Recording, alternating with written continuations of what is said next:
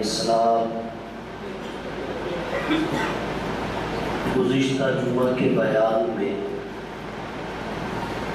سفر ہجرت کی ابتدائی باتیں، اسباب اور وجوہات بالتفصیل ذکر ہو چکے ہیں۔ مکہ مکرمہ سے غار ثور تک کے سفر کے احوال ضرورت کی حد تک بیان کر دیے گئے ہیں۔ آج کی گفتگو میں غار کے احوال پر کچھ معروضات آپ کی توجہ کی نظر کروں گا۔ جناب نبی کریم صلی اللہ علیہ وسلم اپنے رفیق سفر حضرت ابوبکر صدیق رضی اللہ تعالی عنہ کے ہمراہ مکہ مکرمہ سے غار ثور میں پہنچے۔ گزشتہ جمعہ کو میں نے ذکر کیا، حضرت ابوبکر صدیق رضی اللہ تعالی عنہ نے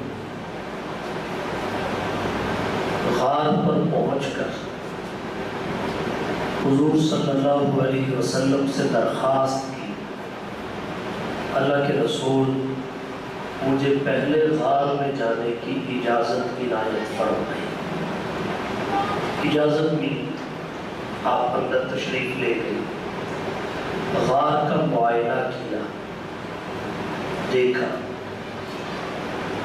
صاف نہیں تھا، اس کی صفائی کی، حفاظتی تدابیر اختیار کی،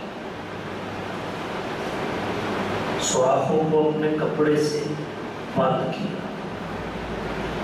جب کپڑا ختم ہو گیا، سوراخ پھر بھی بچ گیا، اس پر آپ نے اپنی ایڑی رکھ لی اور حضور صلی اللہ علیہ وسلم کو اندر آنے کی دعوت دی۔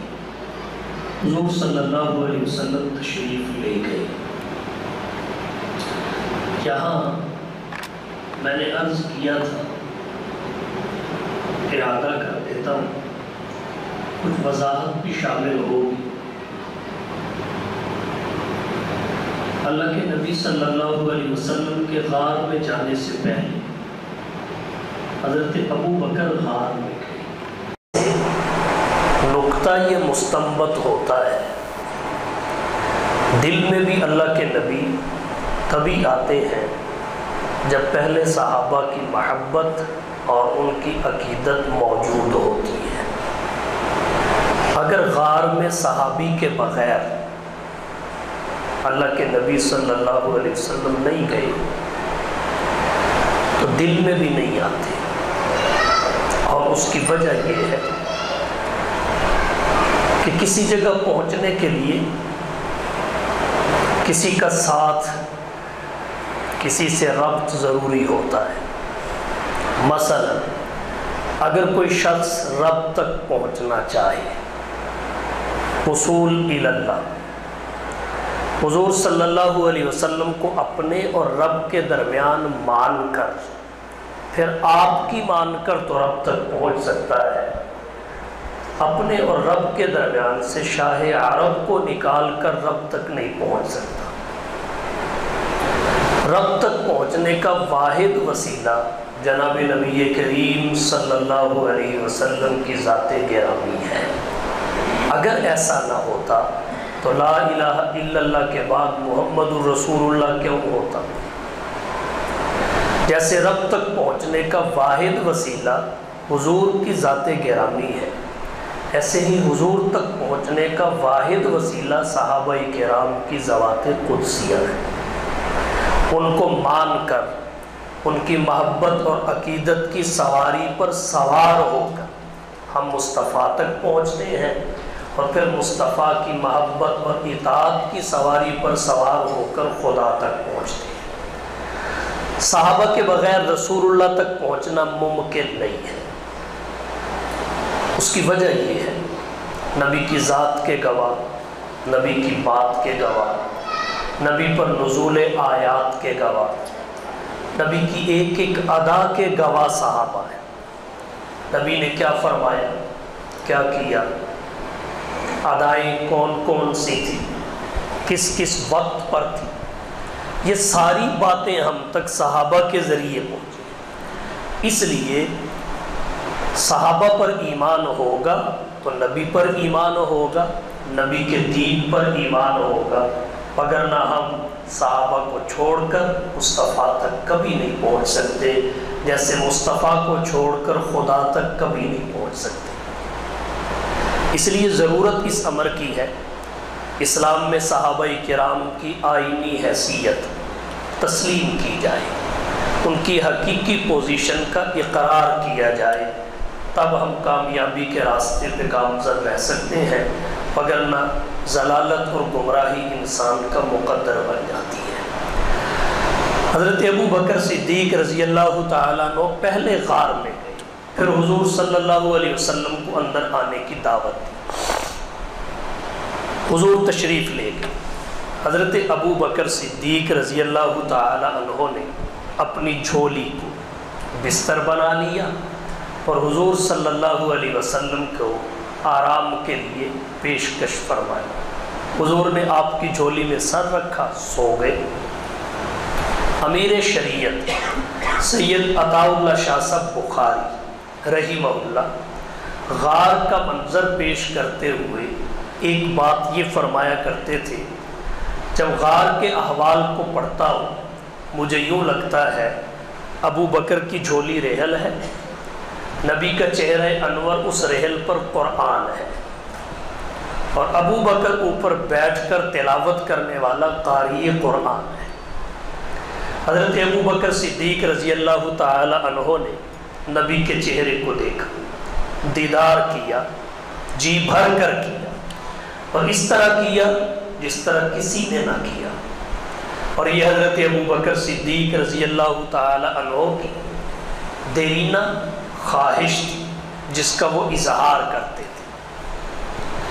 فرمایا حبب الی من دنیاکم ثلاث، مجھے دنیا میں 3 چیزیں سب سے زیادہ پسند ہیں۔ ان میں پہلی چیز کیا تھی؟ فرمایا النظر الی وجہ، النظر الی وجہ رسول اللہ۔ ابو بکر فرماتے تھے نظر میری ہو دیدار مصطفیٰ کا، اور نبی کے دیدار کی حالت ایمان میں شان کیا ہے؟ حدیث شریف میں آتا ہے لا تمس النار مسلما رآن ورآ من رآن، کہ جس نے حالت ایمان میں مجھے دیکھ لیا، حضور فرماتے ہیں حالت ایمان میں جس نے مجھے دیکھ لیا جہنم میں جانا تو دور کی بات ہے، اسے جہنم کی آگ چھو تک نہیں سکتی۔ اور پھر آپ نے اپنے صحابہ کی عظمت کا اظہار کرتے ہوئے فرمایا کہ جس نے ایمان کی حالت میں میرے کسی صحابی کو، میرے دیکھنے والے کو دیکھ لیا، اسے بھی جہنم کی آگ نہیں چھوئے گی۔ اور یہ دیکھنا خواہ گھڑی 2 گھڑی کا کیوں نہ ہو، لمحے 2 لمحوں کا کیوں نہ ہو۔ اور حضرت ابو بکر صدیق رضی اللہ تعالیٰ عنہ کا مقدر نصیب 3 راتیں حضور غار میں رہے، انہوں نے نبی کا اس طرح جی بھر کے دیدار کیا اس طرح کسی نے نہ کیا۔ فرمایا النظر الی وجہ، یہ خواہش تھی اللہ کے رسول نظر میری ہو دیدار آپ کا ہو، جی بھر کر کیا۔ اور سانپ اپنا کام کرتا رہا، حضرت ابو بکر اپنا کام کرتے رہے۔ ایک بات اہل عقل و خرد تسلیم کرتے ہیں کہ جب سانپ ڈستا ہے زہر پھیلتا ہے، جب زہر پھیلتا ہے تو موت قریب آ جاتی ہے، حتیٰ کہ واقعہ ہو جاتی ہے۔ حضرت ابو بکر کی ایڑی پر سانپ نے ڈسا، زہر پھیلنے لگا، انہیں خبر تھی، ڈنگ کا بھی پتہ چل رہا تھا اور جسم میں زہر کے پھیلاؤ کا بھی علم تھا، انجام اور نتیجے سے بھی بے خبر نہیں تھے، لیکن کیا مجال نبی کے رخ سے، چہرے سے نظر ایک لمحہ کے لیے بھی ہٹی۔ ایسے عاشق صادق تھے، ایک لمحہ کے لیے بھی نظر چہرہ مصطفیٰ سے نہیں ہٹائی، اس طرح دیدار کی۔ ہماری حالت کیا ہے آپ ذرا غور کریں، ہمیں اگر کوئی کیڑا بھی ڈنگ مارے ہاتھ سے چمچ چھوٹ جاتا ہے، پورے جسم میں تھر تھراہٹ پیدا ہو جاتی ہے، ساری توجہ اور دھیان اس جگہ کی طرف چلا جاتا ہے۔ ہماری کمزوری اور ضعف کا عالم یہ ہے۔ اور ابو بکر کے نبی کے ساتھ عشق و محبت کا کمال یہ تھا کہ ڈنگنے والا ڈنگ رہا ہے، حضرت ابو بکر کی نظر مصطفیٰ کے چہرے پہ جمی ہوئی ہے۔ اس حد تک سانپ کا زہر پھیلا جسم میں، اس سے حرارت پیدا ہوئی، نبی کے چہرے کو تکنے والے ابو بکر صدیق کی آنکھوں سے آنسو بہہ پڑے، اور وہ آنسو گرے کہاں؟ نبی کے چہرہ انور پہ۔ نبی کا چہرہ قرآن ہے، فَوَلِّ وَجْهَكَ شَطْرَ الْمَسْجِدِ الْحَرَامِ، چہرہ انور پہ اللہ نے نبی کے، حضرت ابو بکر کے آنسوؤں کو جگا دیا۔ یہ حضرت ابو بکر کی عظمت کا اظہار بھی تھا کہ نبی کی شان یہ ہے، لم یجلس الذباب علیہ قط، نبی کے جسم انور پر مکھی بھی کبھی نہیں بیٹھی۔ بعض لوگ اس بحث میں جاتے ہیں کہ ناپاک مکھی کبھی نہیں بیٹھی۔ نبی کی شان یہ ہے، پاک ناپاک کی بات نہیں ہے، جسم انور پر مکھی بیٹھی ہی نہیں، کیونکہ وہ مصطفیٰ کی شایان شان نہیں تھی۔ لم یجلس الذباب علیہ قط، نبی کے جسم انور پر مکھی بھی کبھی نہ بیٹھی۔ تو جس کے جسم پر مکھی نہ بیٹھ سکے، اس لیے کہ اس کی شان کے مناسب نہیں، جو سوئے تو وضو برقرار رہے، نیند جس کے حق میں ناقض وضو قرار نہ پائے، جس کو سوتے ہوئے کبھی بھی کپڑوں کے ناپاک ہونے کا سامنا نہ کرنا پڑے، لم یحتلم قط، جس کو جمائی کبھی نہ آئے، لم یتصاعب قط، کیونکہ یہ بسا اوقات غفلت کی وجہ سے آتی ہے، اور نبی کا ایک لمحہ بھی غفلت میں نہیں گزرتا۔ ولد مختون، جس کی پیدائش اس حالت میں ہو کہ وہ مختون ہو، تاکہ بچپن میں بھی سطر پہ کسی کی نظر نہ پڑ سکے، جس کی شان یہ ہو، تو اس کے چہرہ انور پر ناپاک آنسو یا منافق کے آنسو کیسے گر سکتے ہیں؟ اس کے تو بستر کی شان یہ ہے کہ جب نبی کے سسر آئے تو حضور کی زوجہ طیبہ نے اپنے والد کو نبی کے بستر پہ نہیں بیٹھنے دیا، فوراً لپیٹ دیا کہ آپ مشرک ہیں، مشرک ناپاک ہوتا ہے، نبی اور نبی کا بستر پاک ہوتا ہے۔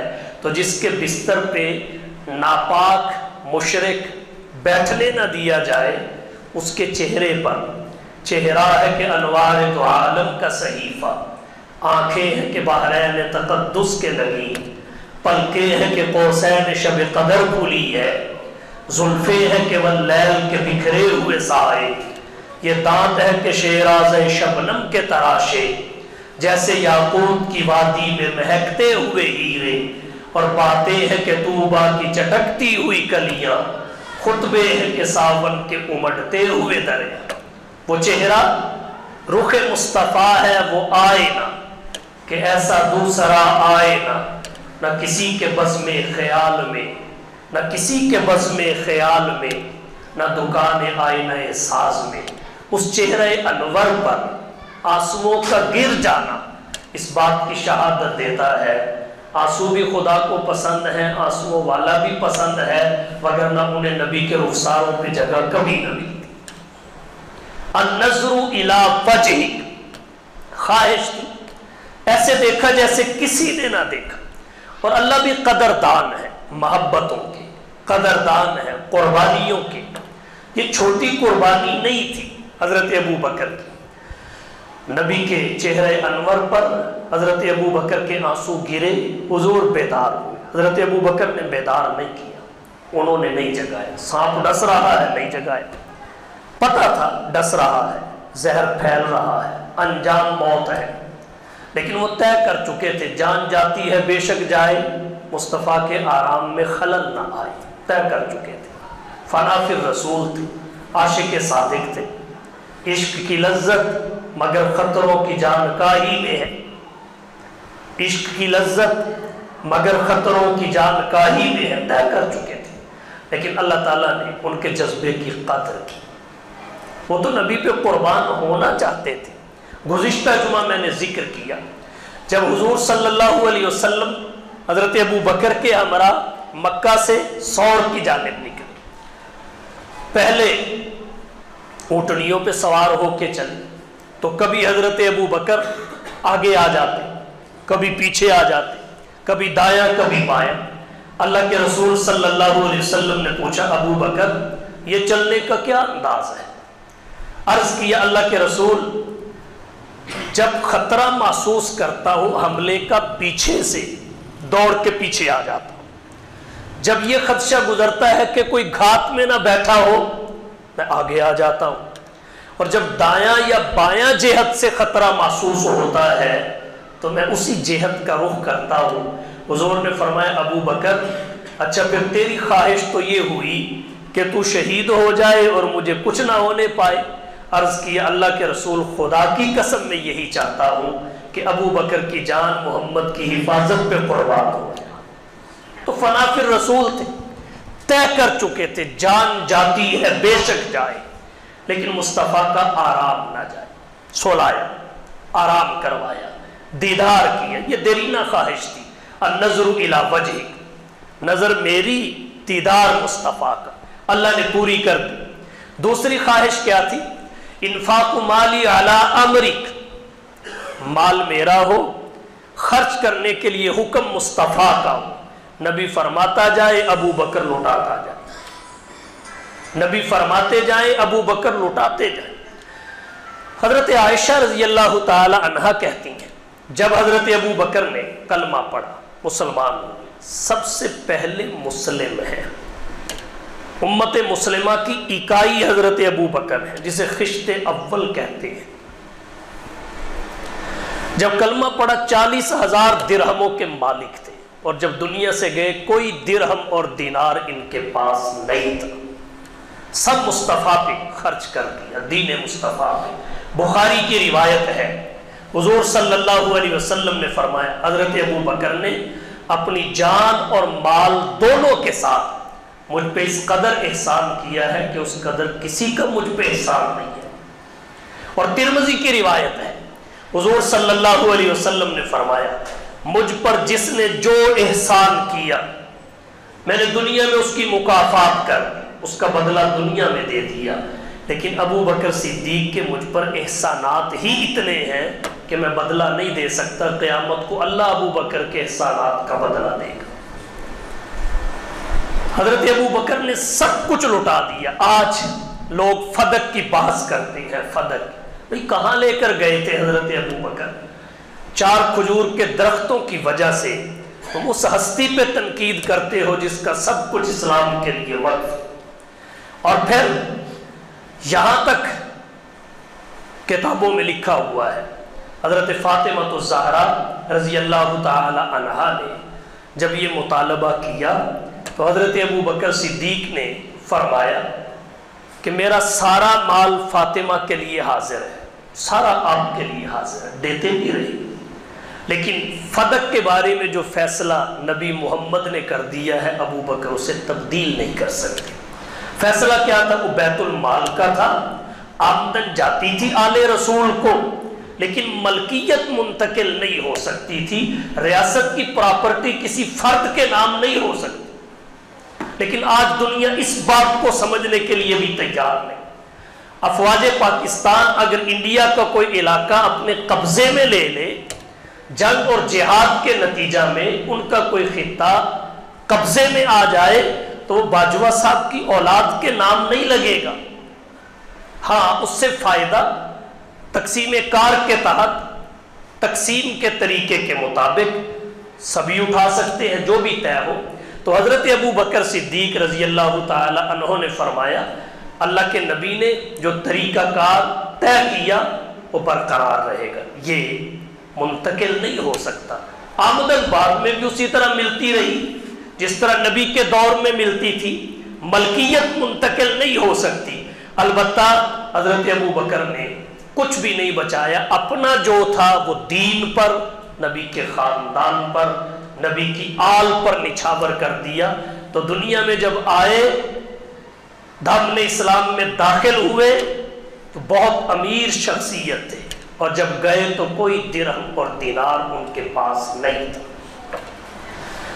حضرت ابو بکر صدیق رضی اللہ تعالی عنہ نے چند پیسے بچائے تھے، 500 کے لگ بھگ، ہجرت پہ گئے، نبی کے ساتھ گئے، مدینہ میں جا کے وہ بھی مسجد نبوی کی جگہ میں خرچ کر دیے، اور پھر اپنا آپ نبی کے دین کی خدمت کے لیے وقف کیا۔ وہ کمائی دنیا کی کرنے نہیں آئے تھے، انہوں نے آخرت کمائی ہے، ان کی کمائی آخرت ہے۔ تو حضور نے فرمایا میں نے سب کے احسانات کا بدلہ دے دیا، جس نے مجھ پہ جو احسان کیا۔ ابو بکر کے احسانات مجھ پہ اس قدر ہے، اس کا بدلہ میں نہیں دے سکتا، قیامت کو رب ابو بکر کے احسانات کا بدلہ دے گا۔ انفاق مالی علی امرک، فرمایا مال ابو بکر کا ہو، حکم نبی کا ہو، نبی فرماتے جائیں، ابو بکر لٹاتا جائے۔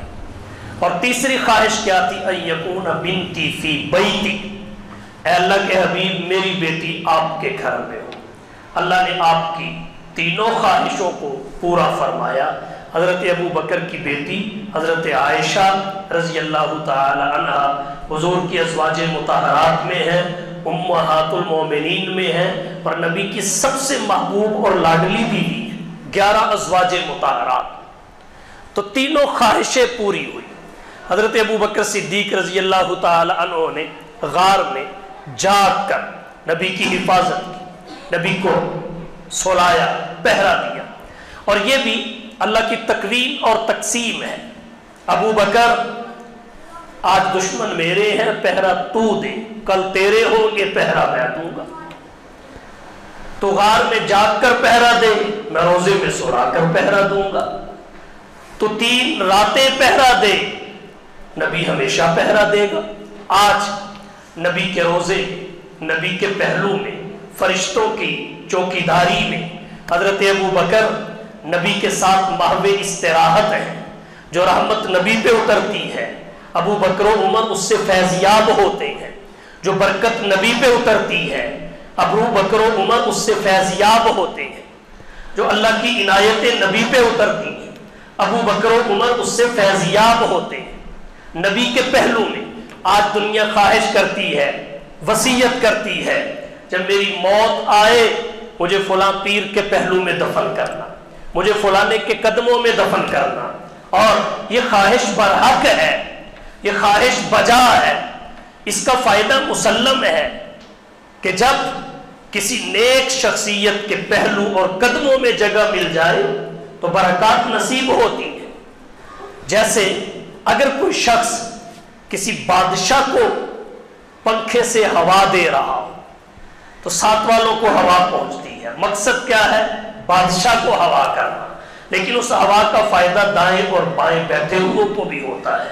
بالکل اسی طرح اللہ کی جب رحمت کسی عظیم شخصیت پہ اترتی ہے تو ساتھ والوں کو اس کا فائدہ ہوتا ہے۔ ابو بکر و عمر نبی کے پہلو میں ہے، نبی پر جب اللہ کی رحمتیں اترتی ہیں ان میں حضرت ابو بکر و عمر کا حصہ شامل ہوتا ہے۔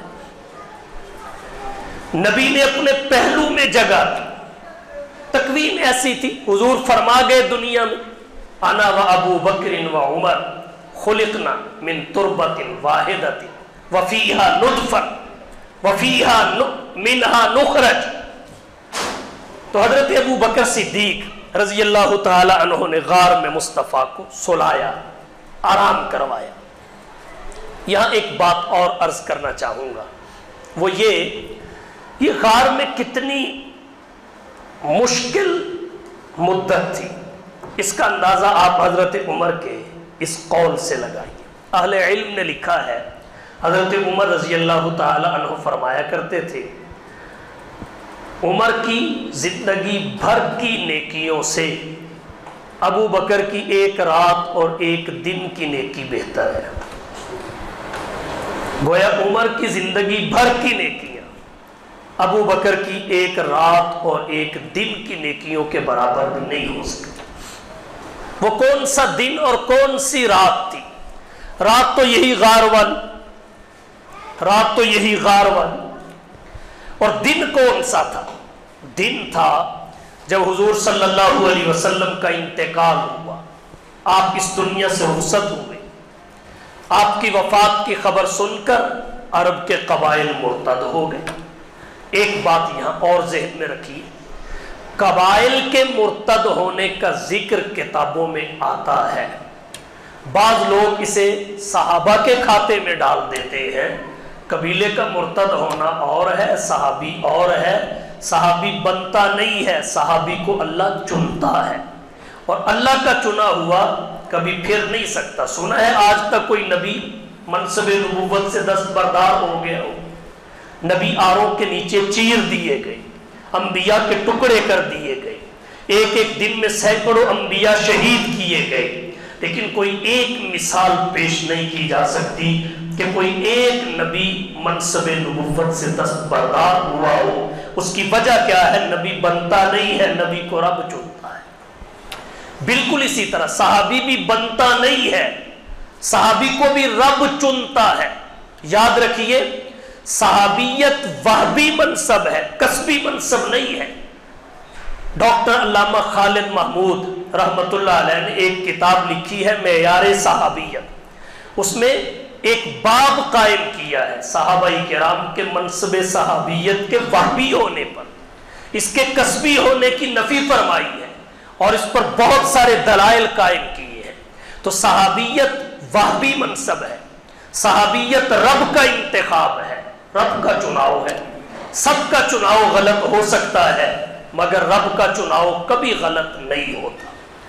اللہ نے جس جس کو نبی کی صحابیت کے لیے چنا ہے، جو صحابی ہے وہ ٹکڑے ہو جاتا ہے لیکن ایمان سے پھر نہیں سکتا۔ تو بات قبائل کی ہے، صحابہ کی نہیں۔ بعض قبائل کو بھی صحابہ کے کھاتے میں ڈال دیتے ہیں، منافقین کو بھی صحابہ کے کھاتے میں ڈال دیتے ہیں۔ بھائی منافقین کا ذکر اور حوالے سے کیا گیا، صحابہ کا علیحدہ ذکر کیا گیا، اور پھر اگر کبھی منافقین صحابہ کے ساتھ مل بیٹھتے تھے تو اللہ تعالیٰ نے ان کے نفاق کو دنیا میں چھپا نہیں رہنے دیا۔ تب تک نبی اس دنیا سے رخصت نہیں ہوئے جب تک ایک ایک منافق کو بے نقاب نہیں کر دیا، تاکہ کسی منافق کی وجہ سے کسی کی انگلی محمد کے کسی صحابی پہ نہ اٹھ جائے۔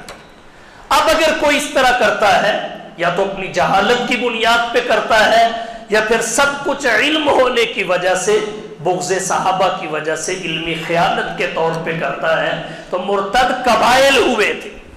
بعض لوگ اسے گڈمڈ کرتے ہیں، اور صحابہ کرام کی جو آئینی حیثیت ہے، حقیقی پوزیشن ہے، ان کی جو عدالت ہے، ثقافت ہے، اسے مجروح کرنے کی کوشش کرتے ہیں، جبکہ حقیقت میں ایسا نہیں ہو سکتا۔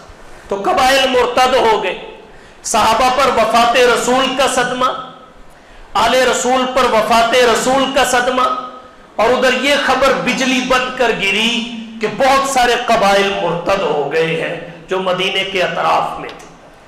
حضرت ابو بکر صدیق رضی اللہ تعالی عنہ نے اس وقت سخت موقف اپنایا، سخت موقف۔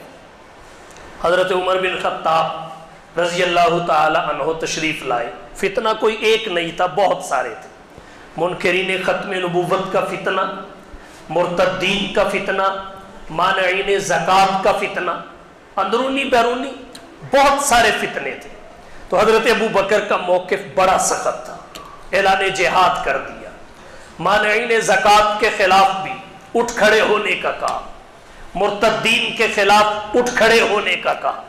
حضرت عمر تشریف لائے، آ کے عرض کیا، اے خلیفۃ الرسول، اس وقت تالیف سے کام لینا چاہیے، نرمی کیجیے، تالیف سے کام لیجیے، نرمی کیجیے۔ حضرت ابو بکر صدیق نے جب یہ بات سنی تو چہرے کی رنگت بدل گئی، فرمانے لگے عمر یہ بات آپ کہہ رہے ہیں؟ جبارٌ فی الجاہلیہ و خوارٌ فی الاسلام، زمانے جاہلیت میں تو آپ بہت بہادر تھے، بڑے دلیر اور شیر تھے، اور زمانے اسلام میں اتنے بزدل کب سے ہو گئے؟ آپ کہہ رہے ہیں نرمی کیجئے، اور واقعتاً حضرت عمر بہادر تھے، حضرت عمر کی شجاعت، بصالت، بہادری کفار میں مسلم تھی۔ اللہ نے حالات ایسے پیدا کیے کہ پہلے حضرت عمر کو مشرکین اور کفار سے سب سے بہادر تسلیم کروایا، پھر محمد کی خدمت میں پہنچایا صلی اللہ علیہ وسلم۔ کیسے؟ میٹنگ ہوئی کہ کون حضور صلی اللہ علیہ وسلم کا الیاذ باللہ سر لے کے آئے گا۔ بڑے بڑے سورما تھے، بڑے بڑے تیر و تفنگ کے ماہر تھے، بڑے بڑے بہادر اور جری تھے، بڑے بڑے جنگی ماہر تھے، جنگی تدابیر اور حکمت عملی کو سمجھنے والے تھے، بڑے بڑے کڑیل نوجوان تھے، بستتاً فی الجسم تھے، لیکن کسی کو ہمت نہیں ہوئی اس ذمہ داری کو قبول کرنے کی۔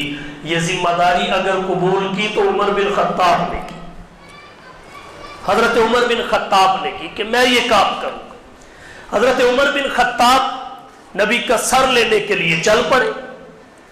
اب سب انتظار کر رہے ہیں، تلوار لے کے حضرت عمر نکلے، سارے انتظار میں بیٹھے ہوئے ہیں کہ حضرت عمر سر لے کے آتے ہیں۔ پوری قریشیوں کی جماعت سے، قریش کے قبائل سے، سرداران قریش اور مشرکین مکہ سے اکیلے حضرت عمر کا اس ذمہ داری کو قبول کرنا، اس کام کو انجام تک پہنچانے کی حامی بھرنا، اس سے حضرت عمر کی شجاعت سب کے ہاں مانی گئی اور سب سے بہادر ثابت ہوئے۔ اب آگے اللہ کی تکوین اور تقسیم ہے، دیکھیے اللہ نے اسلام کی توفیق دی، ایمان کی توفیق دی، نبی کے صحابی بن، میں نے کہا بنتا نہیں ہے، رب چنتا ہے۔ کس کام کے لیے نکلے تھے؟ اس نے کس کام کے لیے چن رکھا تھا؟ تو جس کے لیے اللہ نے چن رکھا تھا وہ ہو کے رہا، اور ادھر نبی چچا پہ کتنی محنت کر رہے تھے، لیکن اللہ کے انتخاب پہ پورا نہیں اترتا تھا، محروم گئے اسلام سے۔ تو حضرت عمر بن خطاب صحابی بن گئے، کلمہ پڑھ لیا، پھر بیت اللہ کا دروازہ انہوں نے ہی نبی اور اصحاب نبی کے لیے کھولا۔ دو بڑے گھر تھے اللہ کے اس وقت، مسجد نبوی بنی نہیں تھی، بیت المقدس بھی پہلے کا تھا، حرم بھی پہلے کا تھا، مسجد نبوی بعد میں بنی۔ اس وقت بیت اللہ کا دروازہ مسلمانوں پہ بند تھا، اور ایک وقت ایسا آیا وفات رسول کے بعد کہ بیت المقدس کا دروازہ مسلمانوں پہ بند ہو گیا۔ یہ دروازہ بھی مسلمانوں کے لیے عمر نے کھلوایا، وہ دروازہ بھی عمر نے کھلوایا۔ عمر بہادر کون ہو سکتا ہے؟ اب حضرت عمر جب نبی کو ساتھ لے کے نکلے بیت اللہ میں نماز پڑھانے کے لیے، سرداروں نے دیکھا یہ تو کایا ہی پلٹ گئی۔ تو جب سب سے بہادر مان کر بھیجا تھا سر لینے کے لیے، تو انہوں نے سودا سر دینے کا کر لیا، اب راستے میں آئے تو کوئی کیسے آئے؟ اب حضرت عمر کی راہ میں کوئی رکاوٹ بنے تو کیسے بنے؟ کوئی اتنے پانی میں ہوتا تو وہ آتا، یہ نہ آتا۔ اللہ نے بہادری پہلے منوائی، پھر مصطفیٰ کی خدمت میں پہنچایا تاکہ راہ میں کوئی کھڑا نہ ہو سکے۔ اور حضرت عمر کی شجاعت یہ تھی، روایات میں آتا ہے چھپ چھپا کے صحابہ نے ہجرت کی، لیکن حضرت عمر کا جیسے قبول اسلام اعلانیہ تھا، ویسے ہی مکہ سے ہجرت مدینہ کی طرف اعلانیہ تھی۔ اعلانیہ ہجرت، اعلان کر کے ہجرت کی، تشہیر کر کے ہجرت کی۔ حضرت عمر کی راہ میں کوئی کھڑا نہیں ہو سکا، تو حضرت ابو بکر نے کہا عمر تو جبار فی الجاہلیہ و خوار فی الاسلام، عمر تو نرمی کا کہہ رہا ہے، یاد رکھیے رسول اللہ صلی اللہ علیہ وسلم وفات پا چکے ہیں، تمت دین، دین مکمل ہو چکا ہے، الیوم اکملت لکم دینکم و اتممت علیکم نعمتی و رضیت لکم الاسلام دینا، वनक़ता वही, वही मुनक़ते हो चुकी है। तम्मत दीन वनक़ता वही, दीन मुकम्मल हो गया, वही मुनक़ते हो गई। अयुनक़सुद्दीन व अना हय, दीन में कमी कर दी जाए और अबू बकर जिंदा हो, दीन की कामिलियत को चैलेंज हो और अबू बकर जिंदा हो, कुल को जुज में बदल दिया जाए, अबू बकर जिंदा हो, इस्लाम में तरमीम की गुंजाइश पैदा की जाए, अबू बकर जिंदा हो। इस जज्बात के साथ हजरत अबू बकर ने ये बात कही।